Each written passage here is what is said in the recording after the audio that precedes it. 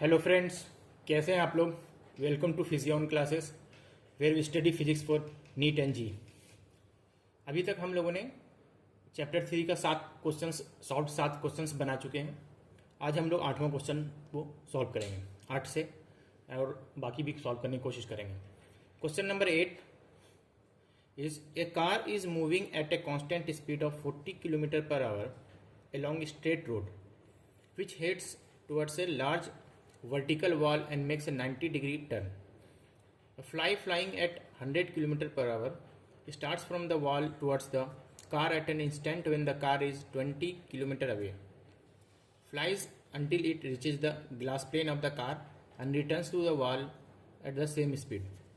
It continues to fly between the car and the wall till the car makes 90-degree turn. पहला फिर they follow this statement with 2 question. पहला है what is the total distance the fly has travelled during the period, और दूसरा है कि what how many trips has it made during the between the car and the wall. पहला question हम लोग पहले देखते हैं, फिर दूसरा क्वेश्चन देखेंगे, दूसरा पार्ट देखेंगे। तो क्वेश्चन ये है, क्वेश्चन समझना है हमें। क्वेश्चन ये है कि यहाँ पे एक कार है और यहाँ एक वॉल है, ठीक है। एक कार यहाँ से यहाँ तक जाता है at constant speed of 40 kilometre per our.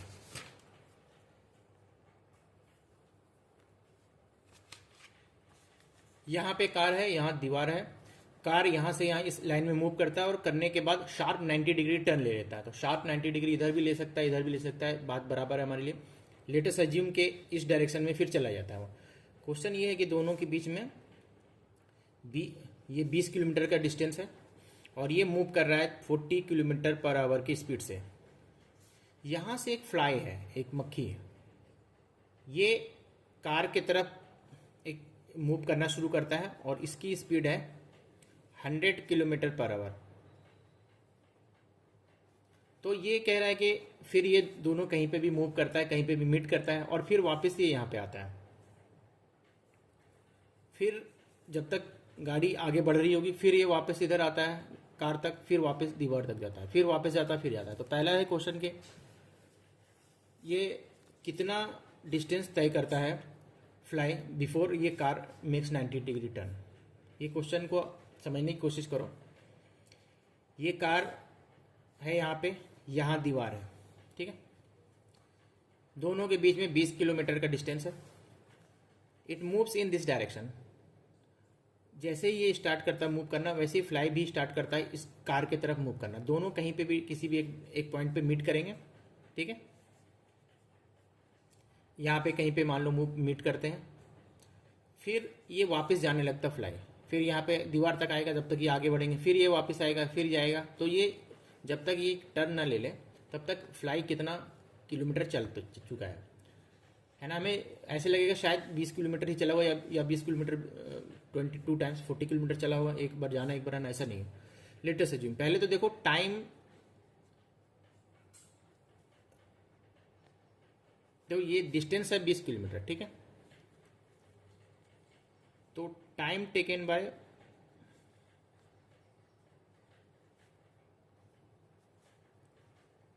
To complete distance, time taken by the car to complete the distance and take turn, take 90 degree turn. यानी यहां से यहां तक आने में कितना टाइम लगेगा, सीधी सी बात है। डिस्टेंस विच इज 20 किलोमीटर और speed which is 40 kilometre per our, यानी कि हाफ आवर यानी 30 मिनट, ठीक है। तो कार को यहां से आने में आधा घंटे लगेगा क्योंकि 20 किलोमीटर डिस्टेंस है और स्पीड है 40 किलोमीटर पर आवर। तो इस दौरान ये फ्लाई तो 100 किलोमीटर पर आवर की स्पीड से चल रहा है ना, चाहे इस डायरेक्शन में चले चाहे इस डायरेक्शन में। ये पूछ रहा है कि क्वेश्चन ये है कि what is the total distance the fly has travelled during this period, जब तक ये यहाँ से यहाँ नहीं आया, कितना टोटल डिस्टेंस है, डिस्प्लेसमेंट नहीं, तो यहाँ से यहाँ जा रहा, वापस जा रहा, पूरा ही काउंट होगा। तो उस दौरान उसका speed constantly 100 kilometre per hour है, इसलिए डिस्टेंस जो है वो होगा 0.5 into 100 is equal to 50 kilometre, तो ये 50 किलोमीटर चलेगा उस दौरान। Now we move to second part of the question. Question ये सेकंड पार्ट ये है कि how many trips has it made between the car and the wall, यानी कि ये कार ये यहाँ से यहाँ पे मूव करेगा, एक बार कार से मिलेगा फिर वापस जाएगा, तो एक ट्रिप होगा, फिर ये कार से मिलेगा फिर वापस जाएगा, 2 ट्रिप होगा, फिर कार से मिलेगा फिर वापस जाएगा, 3 ट्रिप होगा, तो कितना बार ऐसा होगा, इसको हम लोग सॉल्व करते हैं। ये डायग्राम है, पहले ही बता समझा चुका मैं, ये कार है, ये दीवार है, इस पॉइंट को जहाँ से फ्लाई स्टार्ट करता है मूव करना towards car, let us assume this point to be O, और ये ए पॉइंट है जहाँ से कार स्टार्ट करता है, दोनों के बीच में 20 किलोमीटर है। फ्लाई यहाँ से इधर मूव कर रहा है at speed 100 kilometre per hour, और ये कार जो मूव कर रहा है वो मूव कर रहा है 40 किलोमीटर पर आवर, तो ये दोनों कहीं पे भी मूव करेगा, ठीक है। तो पहले तो मान लो हम ये 20 किलोमीटर ना मान के सपोज कि इट इज x किलोमीटर, ठीक है, कि ये x किलोमीटर कोई भी डिस्टेंस हो, x वो it will be valid for any distance, तो ये दोनों के बीच में जो डिस्टेंस है suppose it is x kilometre, ठीक है। तो time taken before they meet is equal to t1 is equal to, जब पहली बार वो मिलेगा तो वो होगा x बाई, दोनों ऐड कर दो, एक ही डायरेक्शन में मूव कर रहा है तो 140, इतना आवर, इतना घंटे के बाद मिलेगा। और ये दोनों कहाँ मीट करेगा, बीच में मीट करेगा या इस साइड में मीट करेगा या इस साइड में मीट करेगा, इस साइड में मीट करेगा, क्योंकि इसका स्पीड जो है फ्लाई का 100 किलोमीटर, इसका 40 है, तो ये ज़्यादा डिस्टेंस तय कर लेगा इसी दौरान। कितना तय करेगा वो भी देख लेते हैं। Somewhere here suppose it meet, they meet at the point B, ठीक है, तो ए बी कितना होगा, suppose they meet at point B, suppose they meet at B, then A B कितना होगा, A B would be equal to time x by 140 है into 40 is equal to 2/7x, ठीक है, ए बी, और A B ये हो जाएगा, और ओ बी कितना होगा, ओ बी होगा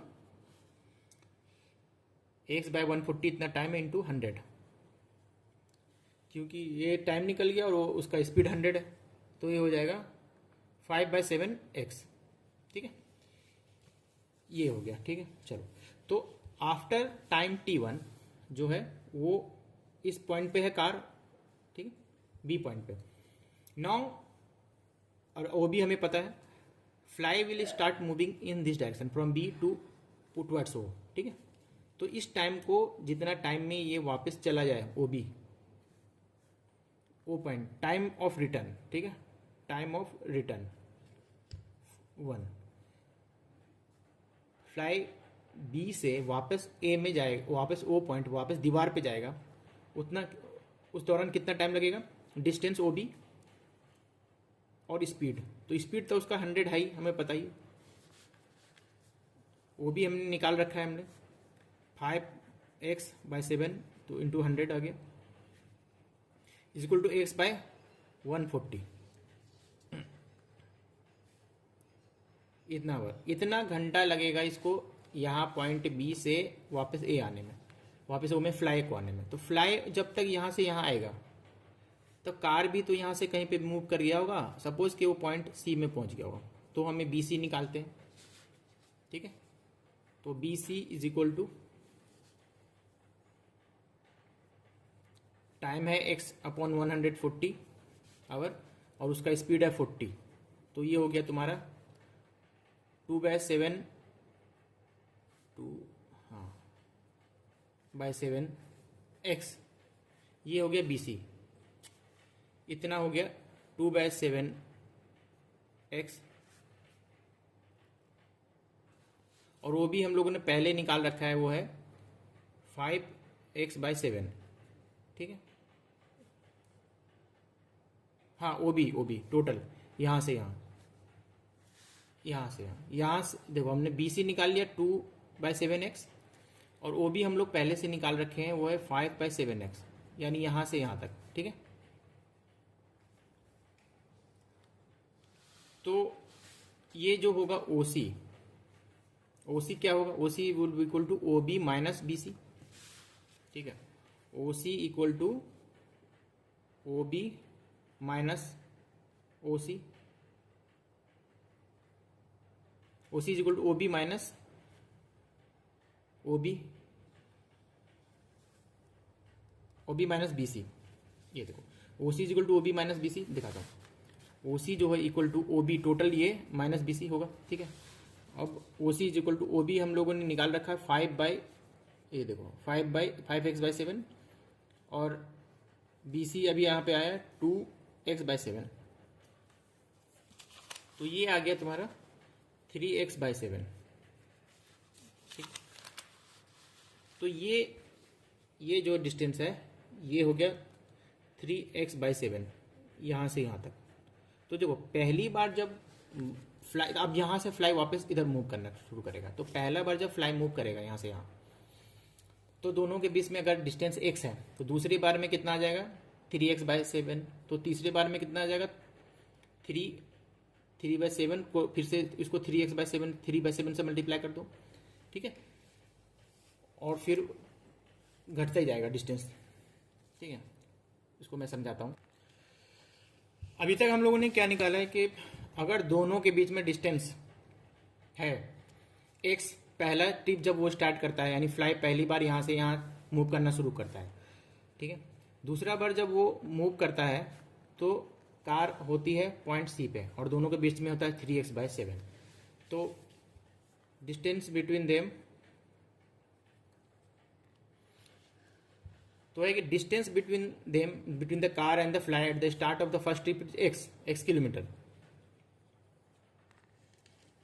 तो distance between them at the start of the second trip क्या हो जाएगा 3/7x किलोमीटर, यानी it would be reduce, it will become 3/7x। तो थर्ड ट्रिप जब स्टार्ट होगा तो कितना हो जाएगा 3/7 टू द पावर 2x। इसी तरह से जब nth ट्रिप शुरू होगा तो it would become 3/7 n to the power -1 kilometre. तो दोनों के बीच में जीरो कब होगा, जब व्हेन n, ये टर्म जीरो हो जाएगा, 3/6 इंटू एक्स, जो भी x है, तो यहाँ पे x क्या है 20 किलोमीटर है, तो हम लोग इसको लिख सकते हैं कि at the beginning of the first trip it is 20 kilometre. हालांकि ये it will be valid for any kilometre, चाहे 20 किलोमीटर हो चाहे 50 किलोमीटर हो। At the start of the second trip it will be 3/7 into 20। At the start of the third trip it will be 3/7 का whole square into 20। Similarly at the start of the nth trip, ninth trip पे, तो उसका distance हो जाएगा दोनों के बीच में 3/7 n to the power -1 into 20, इतना किलोमीटर। तो this term will be zero when n will be infinity, क्योंकि ये 3/7 इज लेस देन 1, तो लेस देन 1 को आप जितना बार अपने उसी से मल्टीप्लाई करोगे, जितना पावर करते जाओगे तो वो उतना ही 1 से कम होता जाएगा। ठीक है, तो when n tends to infinity this term tends to zero, तो इसलिए ये जीरो हो जाएगा। तो दोनों बीच में डिस्टेंस कब जीरो होगा, जब n इन्फिनिटी होगा। तो इसका आंसर क्या हो गया फिर कि fly will make n number of trip, infinity number of trip, fly will make infinite number of trip.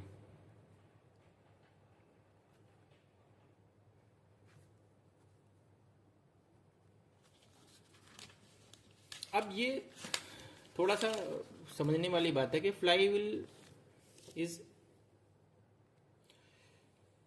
देखो ये क्वेश्चन को अच्छे से सोचो, समझने की कोशिश करो कि how is it even possible कि it is making infinite number of trips, क्योंकि it is still moving with 100 kilometre per hour, तो infinite number of trip make it will make, and still total distance it will cover is 50 kilometre. How is it possible, क्योंकि बार जब last में जो ये trip लेगा ना बहुत छोटा छोटा लेगा, 0.1 सेकंड और भी बहुत छोटा छोटा लेगा।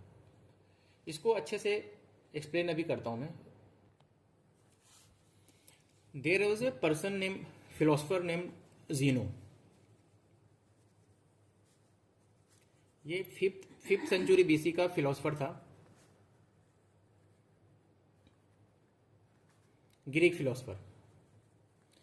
इसने एक पैराडॉक्स दिया था। पैराडॉक्स का मतलब होता है जब when two things conflict each other, समझ में नहीं आता है। इसने एक पैराडॉक्स बताया था, बहुत सारा पैराडॉक्स बताया था। इसमें एक फेमस पैराडॉक्स एकिलीस पैराडॉक्स।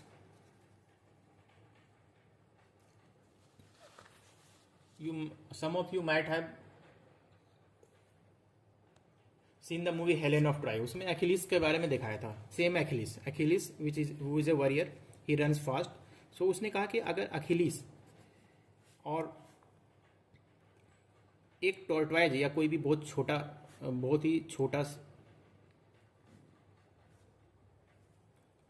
बहुत ही स्लो रनर हो, टॉर्टवाइज ले लो या कोई इंसान, दोनों ये अखिलीस इसको चेज कर रहा है टॉर्टवाइज को।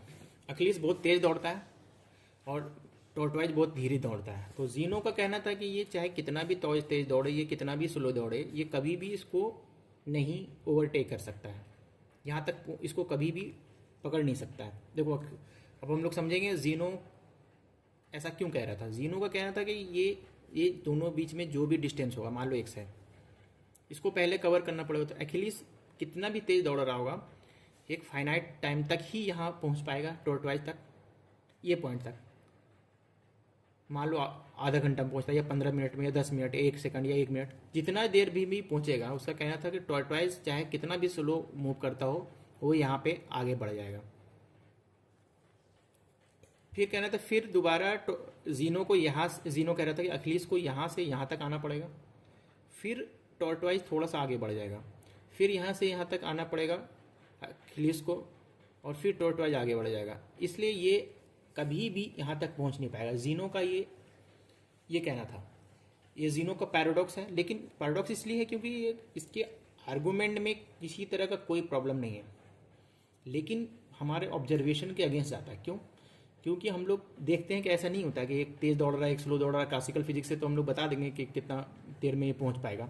हम लोग कैलकुलेट भी करते हैं कि कितना देर में पहुंच जाएगा, और वो सही भी निकलता है। मान लो ये 100, दोनों के बीच में मान लो डिस्टेंस है 20 किलोमीटर, और ये जा रहा है 60 किलोमीटर के स्पीड से, और ये चल रहा है 20 किलोमीटर पर आवर की स्पीड से। तो दोनों के बीच में जो टाइम लगेगा ओवरटेक करने का, 20/40 = 30 मिनट में ओवरटेक कर लेगा। लेकिन जीनो प्रूव कर रहा है कि ऐसा कभी हो ही नहीं सकता। उसके आर्गूमेंट में कोई प्रॉब्लम नहीं, इसीलिए इसको कहा जाता है एकिलीस पैराडॉक्स। जो लास्ट क्वेश्चन, इसको मैंने बताने के पीछे रीज़न ये था कि लास्ट जो क्वेश्चन हम लोग डील कर रहे थे ना, वहाँ पे भी लगभग सिमिलर पैराडॉक्स ही आ रहा था, क्योंकि वहाँ पे वो डिस्टेंस छोटा होते जा रहा था, लेकिन वो छोटा कभी भी जीरो कब होगा ये पता नहीं। तो जीरो इन्फिनाइट पे ही जाके होगा। ये है इस। अब now we will move to next. Now we move to question number 9। A ball is dropped from a height of 19.6 meter above the ground. It rebounds from the ground and raises itself up to the same height. Take the starting point at the origin and vertically downward as positive x-axis. Draw the plot of x versus y. x versus t, अच्छा v versus t and a versus t। यानी xt यानी position time graph बनाना है, velocity time graph बनाना है, और acceleration time graph बनाना है। ठीक है, बनाते हैं, वेरी इजी। तो बात यह है कि इसने कहा कि पॉजिटिव एक्स एक्सिस, इसको पॉजिटिव एक्स एक्सिस लेना हाइट को। ठीक है, तो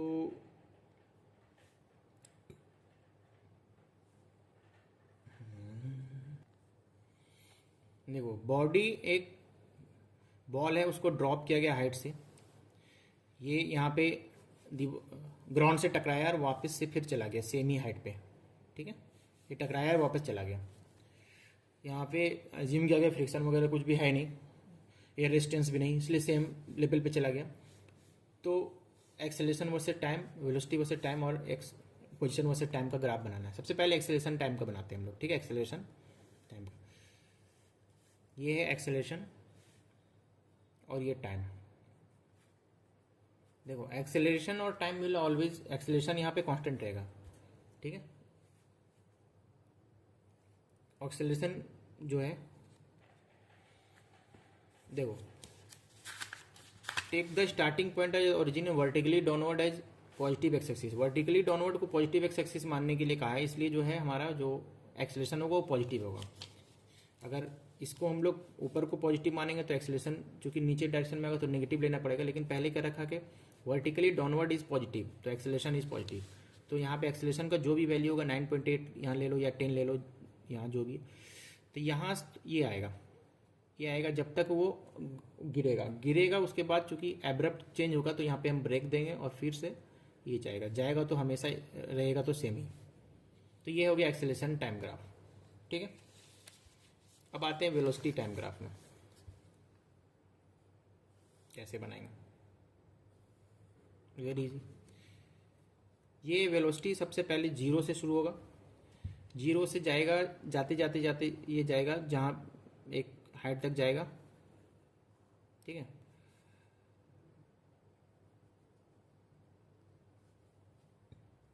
फिर ये जहाँ पे टकरा जाएगा, जैसे ही टकराएगा उसका वेलोसिटी एब्रप्टली कम होगा।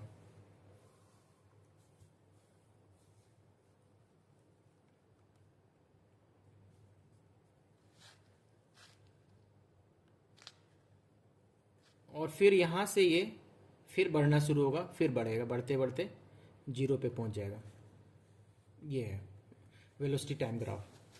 ये जीरो है वेलोसिटी है, ये टाइम है। अब ये इसका कितना वैल्यू निकल रहा है ये तो हम लोग निकाल सकते हैं, कैलकुलेट कर सकते हैं। 9.8 अगर ले लो तो वी जीरो से शुरू हुआ है ना, वी स्क्वायर निकालते हैं अभी। हाँ देखो, v square is equal to u square plus 2s, तो वी जो होगा वो होगा यानी यहाँ से तो जीरो पे शुरू किया होगा, ये टकराने तक इसका कितना वेलोसिटी गेन किया होगा।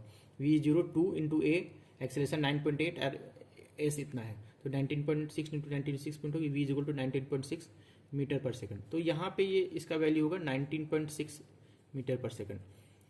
ये दे रखा है तो हम लोग ने निकाल लिया, नहीं देता तो भी कोई दिक्कत नहीं था, कर लेते हम लोग। ठीक है,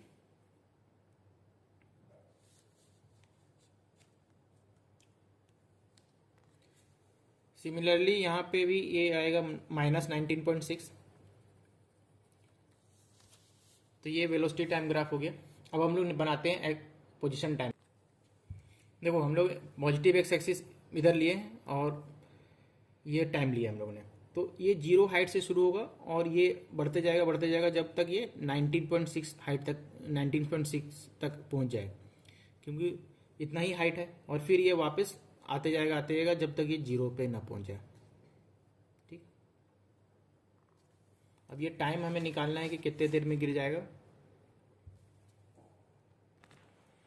देखो वो ये गिरना शुरू होगा तो जीरो तक कब तक आ जाएगा, v is equal to u plus 80 होता है, तो zero is equal to u यानी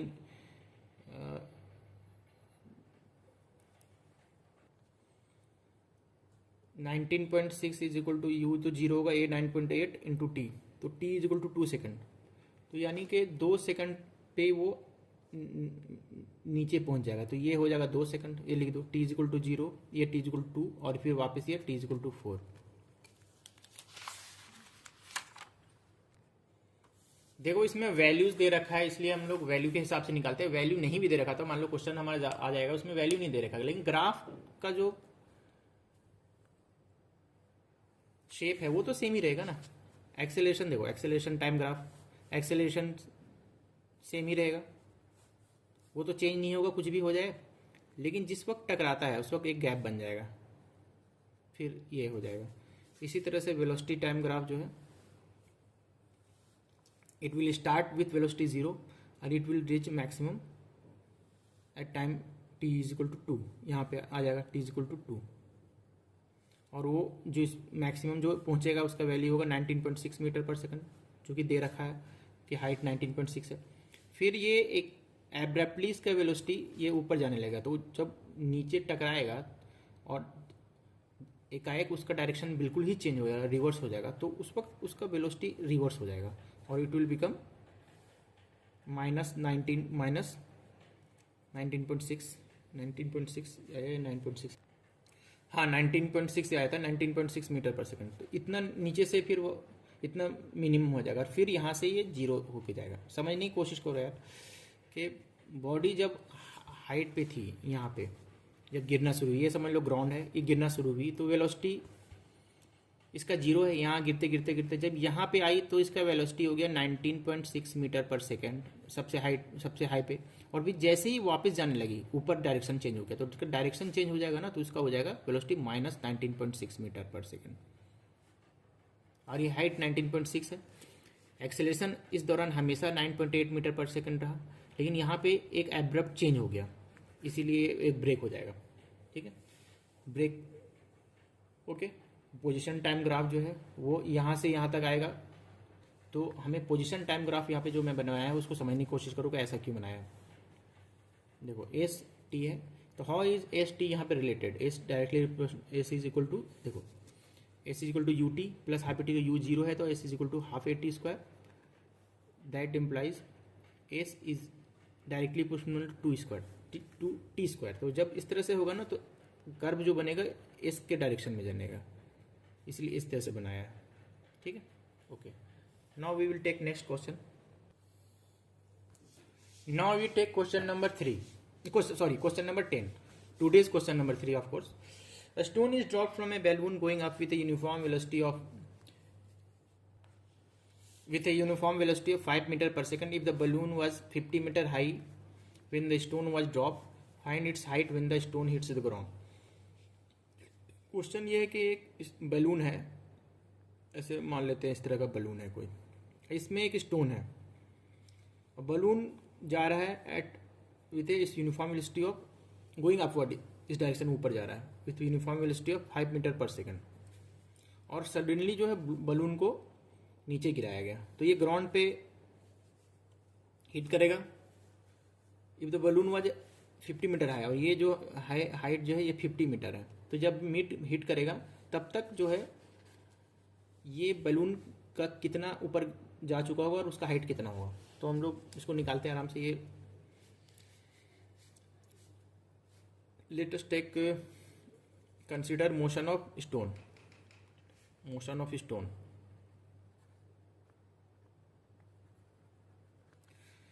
देखो we S is equal to U T plus half A T square, U drop होगा। ठीक है, हम लोग क्या करेंगे, पहले टाइम निकाल देंगे कि कितना टाइम में ये यहाँ से यहाँ के गिरेगा, और फिर हमें चूंकि स्पीड पता है तो हम पता कर लेंगे कि बैलून ऊपर कितना गया होगा, और दोनों ऐड कर देंगे, आंसर आ जाएगा। तो एस इज इक्वल टू 50, इसको इस डायरेक्शन को हम लोग पॉजिटिव लेते हैं, इसलिए ये 50 हो गया। ठीक है, और यू चूँकि हमने समझ लो, हम लोग देखो इस तरह का क्वेश्चन जो भी सॉल्व करते हैं, इसमें डायरेक्शन को सीरियस वेरी पहले डिफाइन कर लेना, तुम किसको पॉजिटिव मान रहे हो किसको नेगेटिव मान रहे हो, किसी को भी मान सकते हो पॉजिटिव नेगेटिव। ठीक है, कोई दिक्कत नहीं। हम लोग ने इस डायरेक्शन को पॉजिटिव माना है, ठीक है, कोई दिक्कत नहीं। किताब में शायद उस डायरेक्शन को माना है, तो हम लोगों ने इस डायरेक्शन को पॉजिटिव मान लिया, तो ये 50 हो गया। तो इसलिए ये जो इनिशियल वेलोसिटी है वो माइनस में आ जाएगा, तो -5t प्लस हाफ ए 10 ले लो इंटू टी स्क्वायर, तो कितना हो गया 50 is equal to -5t plus 5t square, तो 5 माइनस कर दो, सब जगह से 5 कैंसिल कर दो, तो हो गया 10 is equal to -t plus t square, that implies t square minus t minus 10 is equal to 0। तो यहाँ से फिर ये वही क्वाड्रेटिक इक्वेशन हो गया, इसका सॉल्यूशन हो गया t is equal to minus b यानी प्लस ये 1 minus plus root under b square यानी 1 स्क्वायर माइनस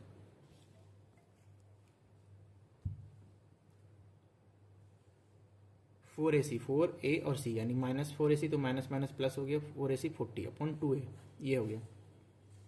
तो is equal to 1 plus minus root under 41/20। तो देखो 1 ये रूट 41 6 से बड़ा होगा, तो ये 1 माइनस कर देंगे तो टाइम नेगेटिव हो जाएगा, तो वो तो हो ही नहीं सकता, तो टाइम इज 1 प्लस रूट 41/20, यही एक आंसर होगा। दूसरा जो होगा वो 1 माइनस रूट 41/20, 20 नहीं है सॉरी 2 होगा, 2 2 8 2, तो ये 2, तो ये पॉसिबल नहीं है क्योंकि टाइम नेगेटिव हो जाएगा, नेगेटिव इट डजेंट मैटर, तो ये हो जाएगा आंसर, ये हो जाएगा जो भी इसका आंसर निकले। नहीं, तो हम लोग फिर क्या करेंगे,